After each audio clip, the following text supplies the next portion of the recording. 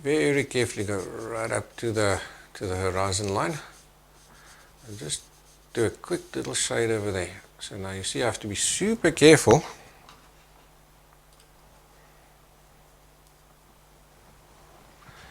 because now that mountain there is wet.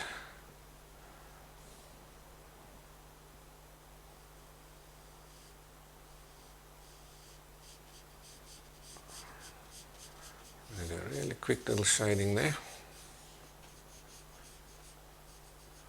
That. Now I'm going to steal a little bit of that without cleaning my brush. I'm going to steal a little bit of that mountain color.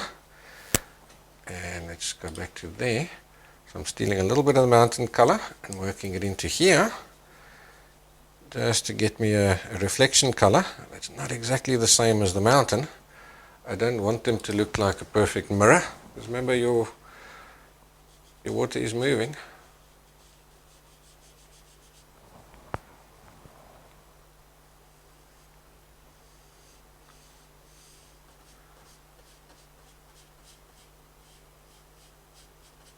And he's going to go in there something like that.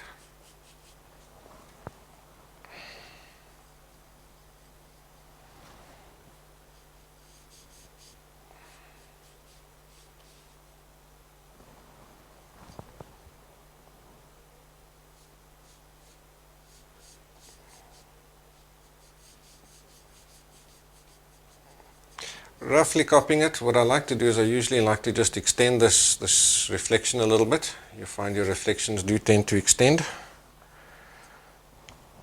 and look longer than the actual object.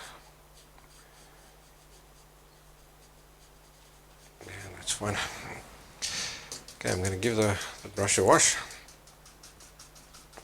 Yeah, so we got a nice little looking in effect there and nice pretty sunset.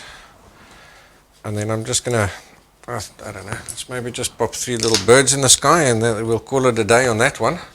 And that'll give us something to work from.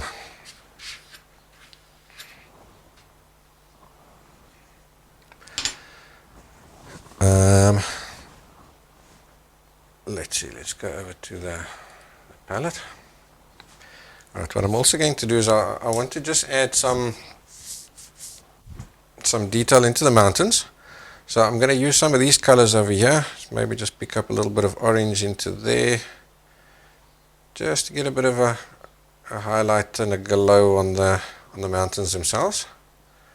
Just to tell you that they're not perfectly flat. Yeah, let's go for something like that. So now I'm going to take a reasonable amount of paint on the brush.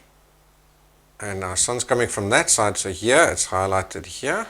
And on that mountain, because the sun's coming now from the opposite direction for him, the highlight's going to be on the other side. So in other words, I've got a highlight on the inside of the painting on this guy.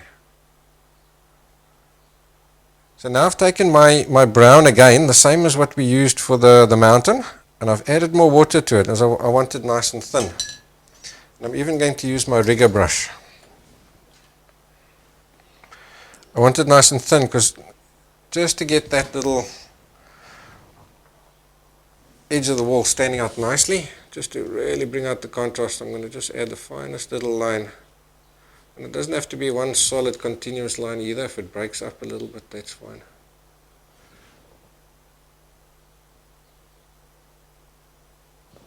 I know there isn't really a line there. It just helps with your eye when you stand back. It just helps to sort of solidify it and really make it stand out nicely. Alright, so at this point I'm going to dry it again one last time.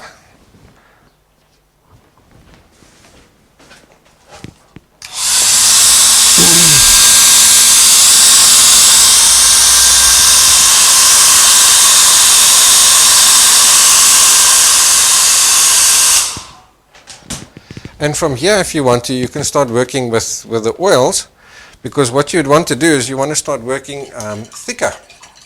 So you're either going to start using your impasto paint, your impasto acrylics, or you're going to use your oil paints. Because all your stuff in front, you want to use the thicker paint to give you that nice texture, and that helps give you depth, because things in front, if you give that texture, it makes it look closer, and things further away, let's face it, you can't see detail in distance, right?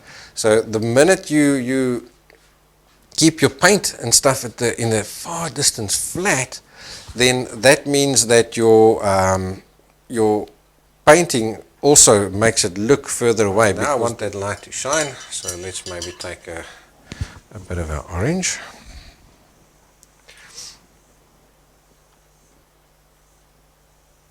I think it's time to just give him a quick little spray with the water.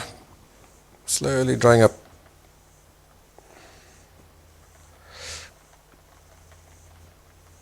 Let's also take a little bit of orange.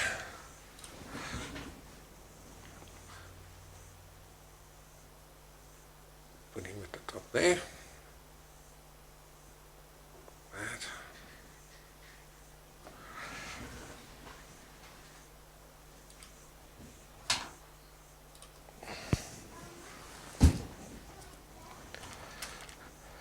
And now we'll go over to adding gradually yellows.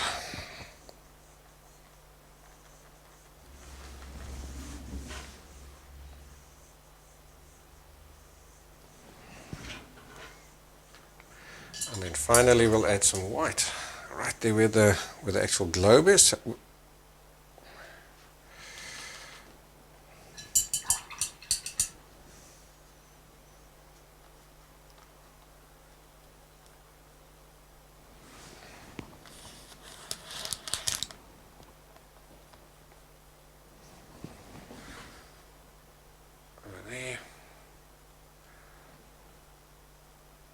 Add some neat white over there, and we'll blend them in.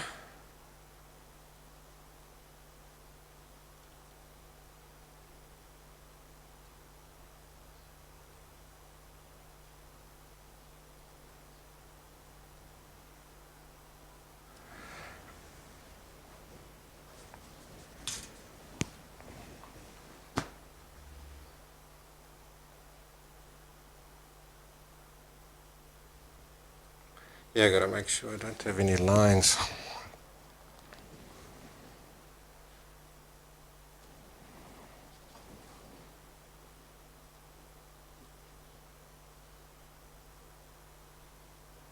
Yeah, that should be fine.